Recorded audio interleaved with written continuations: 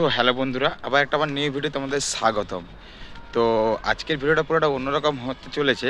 পরমেশ্বর শ্রীকৃষ্ণ ভগবান 5252তম শ্রীকৃষ্ণের জন্ম অষ্টমী ওখানে অনুষ্ঠান হয়েছিল।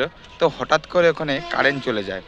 তো দেখো তারপর কি হয় না হয় সেটা তোমাদের সামনে তুলে ধরবো। তো কত মানুষের মন ভাঙা আছে তো সেটা তোমাদেরকে তুলে ধরবো। চলো আর বকবো না ভাট, তাহলে আজকের ভিডিওটা শুরু করা যায়। Let's get now video.